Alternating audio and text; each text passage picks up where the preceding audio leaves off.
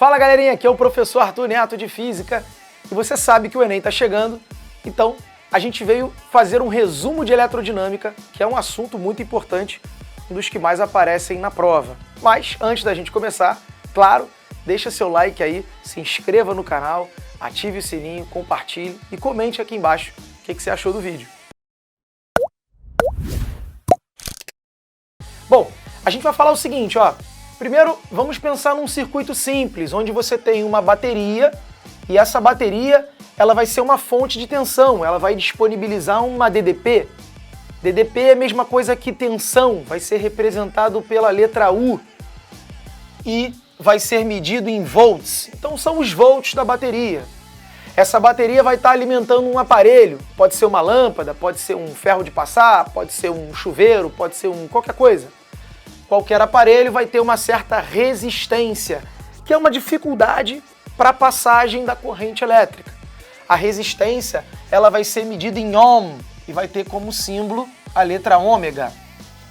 E aí, como você tem uma DDP, vai começar a passar uma corrente elétrica por esse aparelho. Essa corrente elétrica seriam os portadores de carga elétrica que estão ali correndo pelo fio, se movendo ali pelo fio, graças a essa diferença de potencial. A corrente é medida em ampere.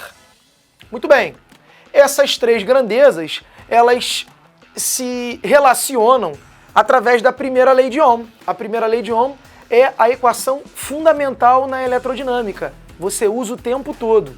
U é igual a RI. DDP é igual a resistência multiplicado pela corrente.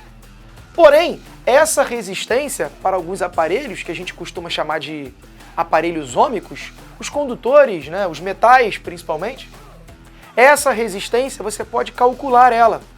E aí a gente tem uma segunda lei, que a gente chama de segunda lei de Ohm. Na segunda lei de Ohm, você consegue determinar qual é o valor da resistência, ou por que aquela resistência tem aquele valor. Então imagine um fio de cobre. Qual é a resistência desse fio? Então, a resistência do fio vai ser ρL sobre A. Esse ρ é tabelado, é a resistividade do material. Então, por exemplo, se o fio é de cobre, você tem que ver lá o ρ do cobre. É tabelado, você não precisa saber isso. O L seria o comprimento do fio. E o A seria a área da secção transversal, a espessura do fio.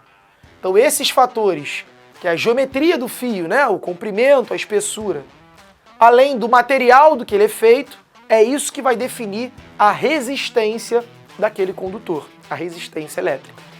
Beleza? Bom, só que aqui é um circuito simples, onde eu liguei apenas uma lâmpada, apenas um aparelho. E se eu quisesse ligar mais de uma lâmpada na mesma fonte de tensão, na mesma bateria? Eu tenho duas maneiras de ligar. Ou eu ligo em série, ou eu ligo em paralelo. Se eu misturar as duas, a gente costuma chamar de circuito misto, porque tem aparelhos que estão em série e aparelhos que estão em paralelo.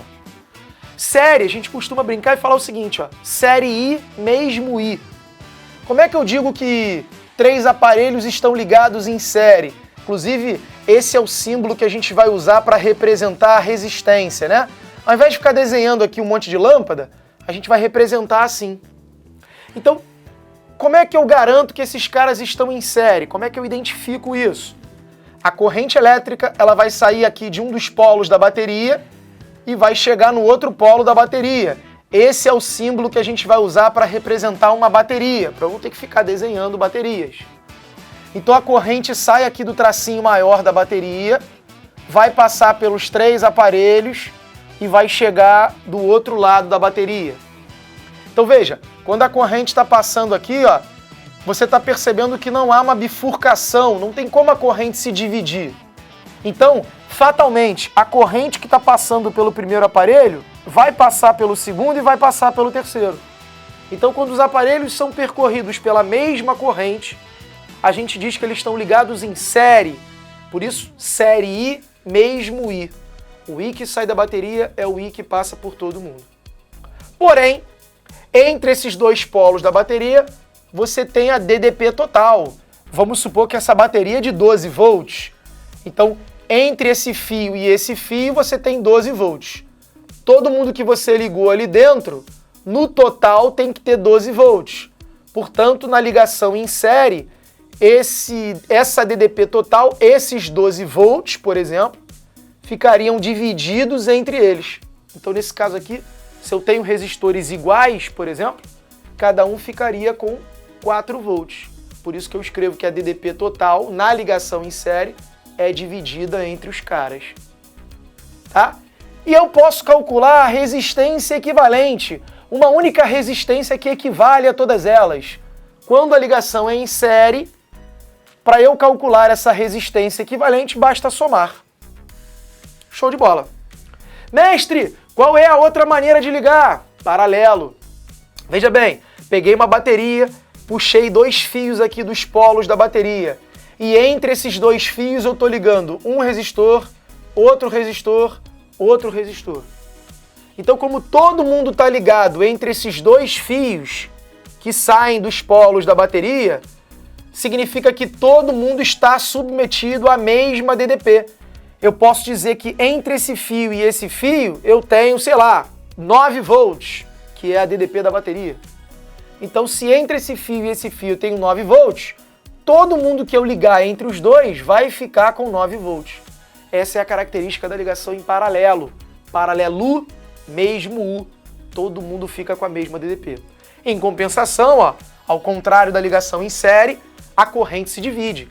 Então vai sair uma corrente total aqui da bateria e não vai ser a mesma corrente que vai passar por todo mundo.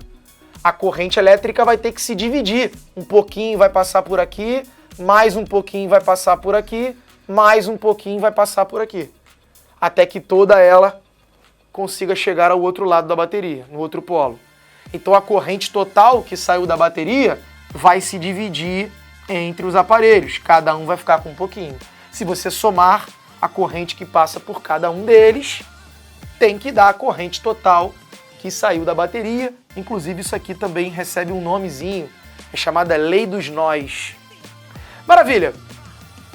Aqui, ó, são as unidades de DDP, resistência e corrente, e com isso aqui você já desenvolve boa parte das questões.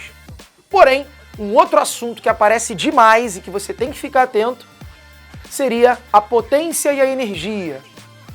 Potência e energia, olha aqui, ó, a definição de potência é justamente isso aqui, energia pelo tempo. Então, a potência é medida em watts no sistema internacional, tá aqui, ó. E para você calcular a potência em watt, significa que a energia está em joule e o tempo está em segundo. Então, joule por segundo é o watt. O que é a potência? É a quantidade de energia que você consome a cada intervalo de tempo. Uma lâmpada de 5 watts está gastando 5 joules por segundo. É isso. É a energia que ela consome a cada intervalo de tempo. Beleza? Tem como eu calcular essa potência? Tem. Olha aqui, ó. Se eu conheço a corrente que passa pela lâmpada e a DDP, que ela está ligada, eu consigo calcular a potência fazendo π. Se eu tenho a resistência da lâmpada e a corrente que passa por ela, eu também consigo calcular a potência fazendo RI². Ou, se eu tenho a DDP da lâmpada, que está ligada na lâmpada, e tenho a resistência dela, eu consigo calcular a potência U² sobre R. Tem alguma diferença? Não. Qualquer uma dessas daqui, se você estiver, claro, calculando a potência do mesmo aparelho, qualquer uma dessas equações aqui vai ter que te dar o mesmo resultado. São 3 maneiras diferentes, com essa 4, né? 4 maneiras diferentes para você calcular a mesma coisa, que é a potência. Depende sempre do que você tem, certo? Só para finalizar, potência e energia sobre tempo. O watt é joule por segundo. Só que aqui na eletricidade é muito comum a gente usar uma outra unidade para energia, que é o quilowatt-hora. Se a energia estiver em quilowatt-hora, a potência tem que estar em kilowatt e o tempo tem que estar em hora. E o kilowatt, o prefixo quilo, simboliza 1000, né? Então 1 kilowatt são 1000 watts. Então depende muito de como que a questão está te cobrando e quais as unidades que você está utilizando. Maravilha? Espero que eu tenha te ajudado aí nesse resumo. Obrigado aí e fica atento aos próximos episódios.